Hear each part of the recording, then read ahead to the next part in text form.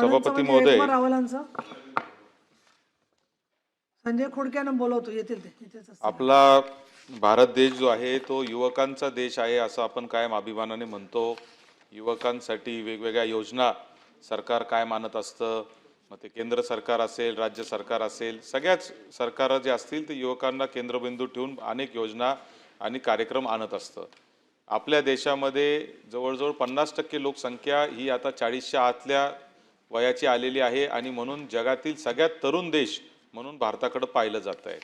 ही आपला जो तरुणांचा देश आहे ही आपली ताकद आहे, आपली स्ट्रेंथ आहे, आपलं एक ॲसेट आहे असं आपण काय म्हणत असतो. खोडक्यानं फोन करा. परंतु दुर्दैवाने मला सांगितलं पाहिजे की स्वातंत्र्य उत्तर काळापासून आजपर्यंत या देशामध्ये युवक कल्याण नावाचं मंत्रालय हे अस्तित्वात नाही. हे अत्यंत म्हणजे स्वतंत्र मंत्रालय अस्तित्वात नाही, अत्यंत दुःखित अंतःकरणाने मला सांगावं लागतं. आपलं जे युवक कल्याण मंत्रालय आहे ते क्रीडा विभागाशी संलग्न आहे आणि त्याच्यात क्रीडा क्षेत्राचेच अधिकारी जास्त करून घेतले जातात आणि म्हणून काय होतं की युवकांच्या ज्या योजना असतात त्या पण क्रीडा अधिकाऱ्यांच्या मार्फतच राबवल्या जातात अशा साधारणतः आपण आजपर्यंत पाहिलेलं आहे. आणि मग त्याच्यामध्ये कुठंतरी युवकांवर अन्याय हा सातत्याने होताना आपण पाहतो आहे. सभापती महोदय, ज्या ज्या वेळेस युवकांवरच्या अन्यायाची गोष्ट येते त्या वेळेस युवकांच्या पाठीशी उभं राहण्यासाठी कोणीही उभं नसतं, ही देखील वस्तुस्थिती आहे. राजकारण असेल, समाजकारण असेल, राजकारणापुरता आपण युवकांचा वापर करतो अशी एक भावना युवकांच्या मनामध्ये देखील या देशातल्या निर्माण झालेली आहे.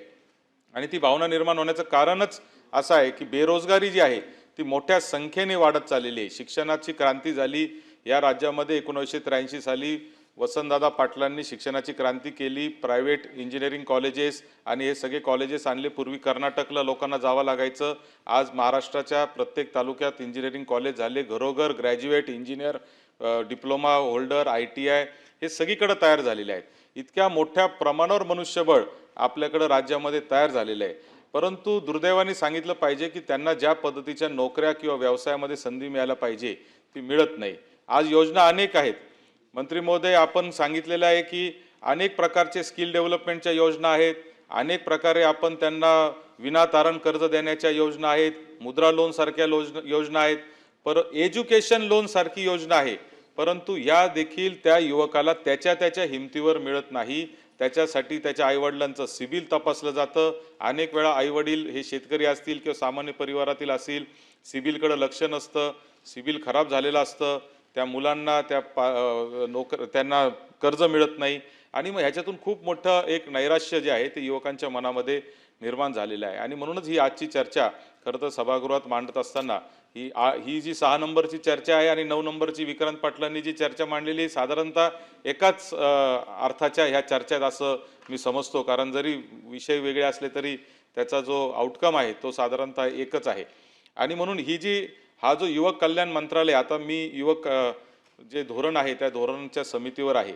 आता मला सांगितलं पाहिजे की या धोरण समितीमध्ये काम करताना देखील आम्ही अनेक प्रकारच्या जे समाजातील विविध घटक आहेत त्यांच्यापर्यंत पोहोचण्याचा प्रयत्न करतोय, त्यांच्यापर्यंत जातोय, त्यांचे मतांतर घेतोय. अडचण एकच येते का युवकांना कुठं जावं आणि आपले प्रश्न मांडावे असं व्यासपीठ आज कुठल्याही पद्धतीने उपलब्ध नाही. पूर्वी एम्प्लॉयमेंट एक्सचेंज नावाचे व्यासपीठ होतं का ज्याच्यात तो जायचा, नोकरीसाठी अर्ज करायचा आणि त्या जिल्ह्यातल्या किंवा परिसरातल्या नोकऱ्या त्याला उपलब्ध व्हायच्या आणि त्याच्यातून आज पूर्णपणे एम्प्लॉयमेंट एक्सचेंज जे आहे ते बंद पडलेले आहेत. आणि म्हणूनच एक महत्त्वाकांक्षी योजना मागच्या काळामध्ये राज्य सरकारने तयार केली. तिचं नाव होतं मुख्यमंत्री युवा कार्य प्रशिक्षण योजना. आता ही जी प्रशिक्षण योजना तयार केली ही खरं तर माझं मंत्री महोदय अतिशय विनम्रपणे मला आपल्याला सांगायचं आहे का योजना खूप चांगली परंतु घाईघाईत केलेली योजना असं मी या योजनेचं वर्णन करू शकतो. कारण निवडणूक तोंडावर आलेली होती, काहीतरी करायचं होतं युवकांसाठी आणि म्हणून आपण तातडीने ही योजना काढली. ती योजना करताना ती नोकरी आहे का इंटर्नशिप आहे हेच आपल्या मुलांना कळलं नाही. आणि वस्तुस्थिती ही आहे की इंटर्नशिप जो आहे हा फक्त अनुभव देण्यासाठी वापरण्यात येणारा एक संधी आहे. परंतु दुर्दैवाने युवकांना ते कळालं नाही. युवकांना असं वाटलं की ही नोकरीच आहे. बरं, त्याच्यातही आपण घाईघाईने केलेलं असल्यामुळं त्याच्यामध्ये अटी शर्ती ज्या होत्या त्या नियुक्तीचं जे पत्र होतं त्या पत्रामध्ये एक अट आपण अशी टाकली 17व्या नंबरला, की त्याच्यामध्ये टाकलं की जर त्या आस्थापनाला वाटलं की तुमचं काम चांगलं आहे तर ते तुम्हाला कायमस्वरूपी नोकरीत घेतील. आता तीच एक अट पकडली आणि सगळे युवक जे आहे ते या इंटर्नशिपला नोकरीच्या स्वरूपात परावर्तित करावं म्हणून मागं लागले. म्हणजे योजना चांगली, परंतु कम्युनिकेशन खराब झाल्यामुळं हा सगळा संभ्रमावस्था ही युवकांमध्ये निर्माण झाला. त्याचा परिणाम असा झाला की 1,34,000 युवकांच्या प्रतिनिधींनी नागपूरला मोर्चा काढला. त्यांना आपण सांगितलं की नाही नाही तुम्हाला आम्ही नोकरीमध्ये घेऊ. आता तो मोर्चा आला होता, त्याला आश्वासन दिलं, पुढं काय झालं माहीत नाही. त्याच्यानंतर आज अशी परिस्थिती आहे की जवळजवळ 5,500 कोटी रुपये आपण मागच्याही बजेटमध्ये ठेवले होते. आताही जवळजवळ 5,500 कोटी रुपये या योजनेसाठी आपण बजेटमध्ये ठेवलेले आहेत. 10 लाख युवकांना आपण इंटर्नशिप देणार असं सांगितलं होतं.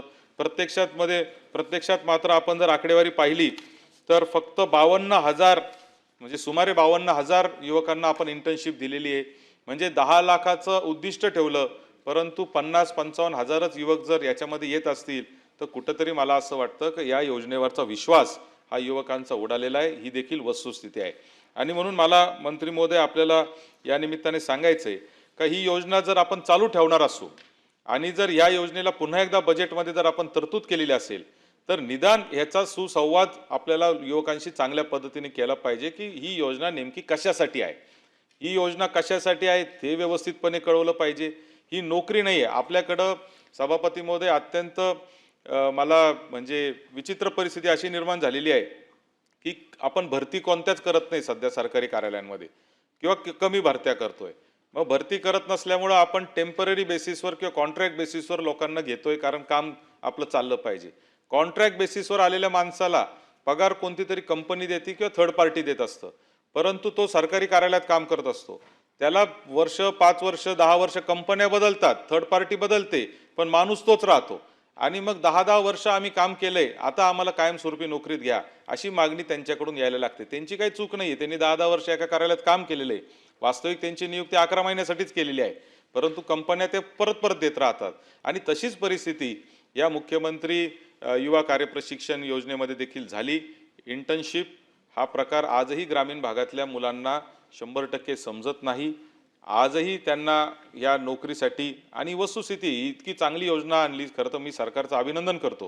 ही योजना आणण्याचं कारणच हे होतं की फ्रेशर लोकांना नोकरी मिळत नाही शिक्षण होऊन बाहेर पडलेल्याला, आणि म्हणून त्याला एक 6 महिन्याचा अनुभव जर मिळाला, त्याच्या बायोडेटामध्ये जर 6 महिन्याचा अनुभव असेल तर त्याला नोकरी लागेल, असं एक चांगला उदात्त हेतूने आपण ते केलं. परंतु कम्युनिकेशन व्यवस्थित न होऊ शकल्यामुळे ती योजना माझं असं म्हणणं आहे की यशस्वी होऊ शकली नाही. आज 10 लाख लोकांच्या नावाखाली आपण टार्गेट ठेवलं, परंतु 52-53 हजार लोकांनीच फक्त मागच्या वर्षी याचा फायदा घेतला. आमच्याकडे तर मी सहज आकडेवारी सांगतो की पुणे जिल्ह्यात फक्त 16,373 लोकांनी याचा फायदा घेतला. त्याच्यात नाशिकमध्ये 13,216नीच फक्त फायदा घेतला. मुंबई शहरात तर फक्त 631 लोकांनीच याचा फायदा घेतलेला आहे. ही आकडेवारी आपल्या वेबसाईटवरूनच आम्ही घेतलेली आहे. म्हणजे मुंबईसारख्या शहरामध्ये फक्त 631 लोकांनाच ह्याचं महत्त्व कळालं किंवा त्यांच्यापर्यंत ती योजना पोहोचली नाही, किंवा त्यांना ती खरी खरी कळाली की बाबा ही इंटर्नशिपच आहे, ही नोकरी नाही, म्हणून ते तिथं गेले नाही. असं काहीतरी त्याचं कारण असू शकतं. पण मला असं वाटतं की जर ही योजना पुढे चालवायची असेल तर शासनाने याच्यामध्ये खूप चांगल्या पद्धतीने त्याचं डिझाईन केलं पाहिजे. अशा जगातल्या खूप चांगल्या चांगल्या योजना आहेत, त्याचा अभ्यास केला पाहिजे, त्याच्यातल्या अटी शर्ती पाहिल्या पाहिजे. ह्या लोकांना इंटर्नशिप करणाऱ्या लोकांसाठी काही जर आपण कॉर्पोरेट कंपन्यांमध्ये जर काही टक्के जागा राखीव ठेवण्यासाठी जर आपण सांगितलं तर त्या ठेवता आल्या पाहिजे की बाबा मुख्यमंत्री कार्यप्रशिक्षण योजनेतून आलेल्या युवकासाठी 5% जागा ज्या आहेत त्या मॅन्युफॅक्चरिंगवाले रिक्त ठेवतील, राखीव ठेवतील, 5% त्याला समजा सर्व्हिस इंडस्ट्रीवाले राखीव ठेवतील. असे जर काही जर तुम्ही याच्यात पर्याय काढले तर ह्या मुलांना पुढं जाण्यासाठी होणार आहे. आज माझ्या माहितीत असे अनेक मुलामुली आहेत की ज्यांनी 6-6 महिने 8-8 महिने नंतर त्याला 11 महिने केलं. आपण 6 महिने होतं, नंतर 11 महिने केलं. 11 महिन्यानंतर ते घरी बसलेले आहेत आणि परत म्हणजे शेतात काम करत होता, त्याला ही योजना आली, तो कुठेतरी सरकारी कार्यालयात शाळेत बिळेत इकडे तिकडे कुठेतरी कामाला गेला. 11 महिने त्यांनी काम केलं, त्याचे पैसे पण वेळेवर मिळाले नाही. त्याचे पैसे अजूनपर्यंत लोकांना मिळतातच आहे. आणि आता 11 महिन्यानंतर तो परत शेतात पाणी भरायला गेलेला आहे. ही वस्तुस्थिती आहे. आणि म्हणून ही जर योजना जर आपल्याला खरंच युवकाचं हँड होल्डिंग ज्याला आपण म्हणतो ते जर करण्यासाठी असेल तर त्याच्यासाठी त्याचं पुढचं देखील प्रक्रिया ही असली पाहिजे आणि त्यामुळेच लाभार्थ्यांमध्ये प्रचंड असंतोष आहे. सभापती महोदय, मला या निमित्ताने एक महत्त्वाचा मुद्दा जो खरं तर 9 नंबरच्या चर्चेमध्ये विक्रांत पाटलांनी टाकलेला आहे. पण ते 9 मध्ये 9 बघा चर्चा होणार आहे ना. हा, पण तो मी आत्ताच या निमित्ताने असं सांगतो की युवकांच्यासाठी युवक कल्याण स्वतंत्र मंत्रालय नाही, युवकांसाठी योजना करत असताना त्याचं कुठलं धोरण नाही, युवक धोरण जे आहे त्याची अंमलबजावणी प्रभावीपणे होत नाही. आणि त्यासाठी या युवकांच्या न्याय हक्कासाठी युवकांचा पण आयोग असला पाहिजे. जर SC STचा आयोग असू शकतो, जर महिलांचा आयोग असू शकतो, तर बालकांचा आयोग असू शकतो, सगळ्यांचा आयोग असू शकतो, तर युवकांचा देश असलेल्या भारतामध्ये महाराष्ट्रामध्ये युवकांचा आयोग स्वतंत्र का असू शकत नाही, हा खऱ्या अर्थाने माझा या निमित्ताने सरकारला सवाल आहे.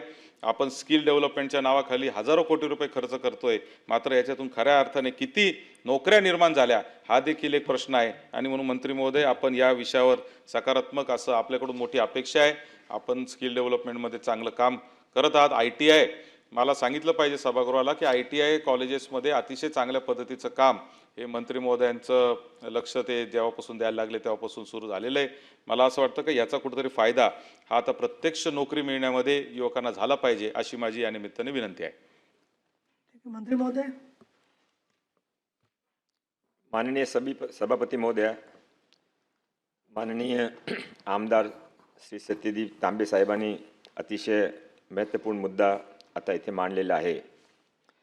मुख्यमंत्री कार्य प्रशिक्षण योजना आपण फरवरी 2026 9/7/2024ला सुरू केली होती. सुरुवातीमध्ये 6 महिन्याची होती. नंतर नवीन सरकार आल्यानंतर आपण 10 मार्च 2025ला 11 महिन्याची केली. आजपर्यंत आमच्याकडे जे फिगर आहे त्यामध्ये 1 लाखपेक्षा जास्त लोक इथे रजू झाले होते आणि त्यामध्ये कमी लोकांनी 11 महिने कंप्लीट केला असेल म्हणून ते आपल्या वेबसाईटमध्ये जे फिगरमध्ये डिस्क्रिपन्सी दिसत आहे. पण हा पूर्वीपासून हा योजनाचा उद्देश फक्त इंटर्नशिपचा होता. कुठेही आपण नोकरीसाठी गेले तर ते विचारता की तुम्ही कुठे काम केलेलं आहे, तुमचा एक्सपिरियन्स काय. त्यासाठी आपण हा योजना आणली होती. त्यामध्ये जे 17 नंबर 8च्या तांबे साहेबांनी उल्लेख केला ते सत्य आहे, पण त्याच्या मागचा उद्देश असा होता की ज्या कंपनीमध्ये त्याने काम केलं आहे त्याने कंपनी आवडली, कंपनीने ते आवडले, तो कंपनीने लगेच प्रत्येक आज स्थिती अशी आहे की कोणी कंपनी कोणी बिझनेस असा नाही आहे की त्याने लोक हवा नाही. त्या सर्वांनी नवीन स्टाफ नवीन चांगले लोक हवा आहे. तो त्याने जे जमेल तर त्याने रिक्रुटमेंट करतील, हा त्याच्या मागचा उद्देश होता. नंतर निवडणूक आले. निवडणुकीमध्ये जे काही लोकांनी एक आंदोलन सुरू केला त्याने आम्ही 2-3 वेळा सांगितला होता की हा आंदोलनमध्ये कधीही आम्ही सांगितला नाही की तुमचा हा परमानंट जॉब आहे. कोणी जॉबमध्ये पूर्वी इंटर्नशिपची गरज असती ते त्यासाठी होता. नागपूरमध्ये जे आपण यामध्ये उल्लेख केला आहे, नागपूरमध्ये आंदोलन झाला होता. मी स्वतः तिथे गेलो होतो. माननीय मुख्यमंत्रीजी पण त्याने चर्चा करून दिली होती. यामध्ये त्याने त्यावेळी पण सांगितलं होता की हा सुरू करायचा आहे, कंटिन्यू करायचा आहे, तो तुम्हाला पण सहकार करावा लागेल. आणि त्यावेळी माननीय मुख्यमंत्री देवेंद्र फडणवीस साहेबांच्या निर्देशानुसार आम्ही त्यांचे सहायतासाठी एक नवीन GR काढला होता. ते नवीन GR मध्ये त्याने जे काही हा कोर्स करत आहे त्याच्यासाठी आपण 6 सूत्रीय कार्यक्रम त्यावेळी जाहीर केला होता. आणि त्यामध्ये त्याने आपण शॉर्ट टर्म कोर्सेस जे माननीय प्रधानमंत्रीजीने उद्घाटन केला होता त्यामध्ये त्यांच्यासाठी 10% जागा राखीव ठेवली. एक कोर्स त्याने आपण फ्री ITI करून देऊ. सेल्फ एम्प्लॉयमेंटमध्ये आपण एक माननीय मुख्यमंत्रीचे नावावर CM महाफंड अशी एक अतिशय चांगली योजना सुरू केली आहे. ते आता 1 एप्रिलपासून ते लॉन्च होणार आहे. आणि त्यामध्ये आपण त्याने फायनान्शियली हेल्प पण करू, प्रशिक्षण पण करू, मेंटरिंग पण करू. तर त्यामध्ये पण आपण त्याने प्राधान्य देऊ. त्याशिवाय आपण जे सांगितलं की आपल्याकडे एम्प्लॉयमेंट एक्सचेंज नाही आहे, एम्प्लॉयमेंट एक्सचेंज आहे, पण एम्प्लॉयमेंट एक्सचेंजने अजून स्ट्रॉंग करायचा आपण निर्णय घेतला आहे आणि त्याने मॅच मेकिंग पोर्टलप्रमाणे काम करायला लागू. ते जे उद्योगाने हवा आहे आणि जे आपल्याकडे स्टुडंट्स आहे त्यामध्ये मॅच मेकिंग करून त्याने कसा जॉब मिळू शकते त्यासाठी करू. प्रत्येक तालुक्यामध्ये पूर्वी आपण जिल्ह्यामध्ये करत होते, आता प्रत्येक तालुक्यामध्ये आपण रोजगार मेळावे निश्चित केलेले आहे. आता बसलेले जे कोणी आमदारने किंवा कोणाने सांगितला तो ज्याने जिथे मागितला तिथे आपण रोजगार मेळावे करू आणि कॉन्ट्रॅक्ट पद्धतीचे जे जे एम्प्लॉयमेंट आहे तिथे पण त्याने आपण प्राधान्य देऊ. तो माननीय सभापती महोदय, आपण ते प्रामाणिकपणे प्रयत्न केला आहे की त्यांच्यासाठी आपण जे काही आपले विद्यार्थी आपल्याकडे आले होते त्यांच्यासाठी आपण चांगली रीतीने काम करू. माननीय तांबे साहेबांनी सांगितला की आपले युवक कल्याण मंत्रालय नाही आहे. तो तांबे साहेब, आपल्याकडे युवक कल्याण मंत्रालय तर नावात नाही आहे, पण युवक कल्याण मंत्रालय काम करत आहे आणि त्यांचे मंत्री आहे माननीय मुख्यमंत्री देवेंद्र फडणवीस साहेब. आम्ही प्रामाणिकपणे सांगतो, आपण युवकासाठी जे आज महाराष्ट्रामध्ये चाललं आहे ते कधी न होताने देशामध्ये कुठेही नाही आहे. आपण फॉरेन इन्व्हेस्टमेंटमध्ये, नवीन इन्व्हेस्टमेंटमध्ये, नवीन फॅक्टरीजमध्ये नंबर 1 आहे. इन्फ्रास्ट्रक्चरमध्ये नंबर 1 आहे.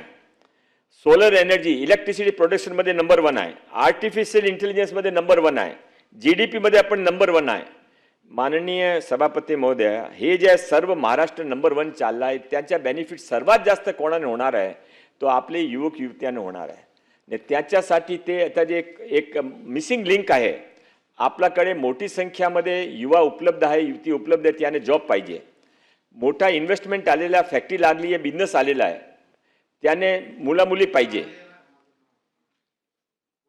तो जे मिसिंग लिंक आहे ते मिसिंग लिंक काय आहे? तो मिसिंग लिंक अशी आहे की ते अप स्किलिंग आणि स्किलिंग, त्यासाठी आम्ही प्रयत्न सुरू केला आहे. मुला मुलींना आता एक फिक्स जॉब आहे, ब्ल्यू कॉलर जॉब, ते जॉब पाहिजे, त्याशिवाय त्याने काय करायचं नाही.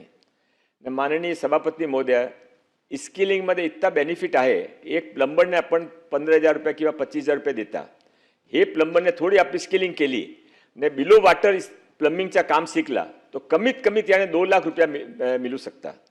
तो माननीय सभापती महोदय, त्यासाठी आपण काम सुरू केलं आहे. ने युवा धोरणसाठी तर पण सांगितलं ऑलरेडी, आपण पण समितीमध्ये आहे. तो नवीन युवा धोरण समिती आपण सुरू केली आहे.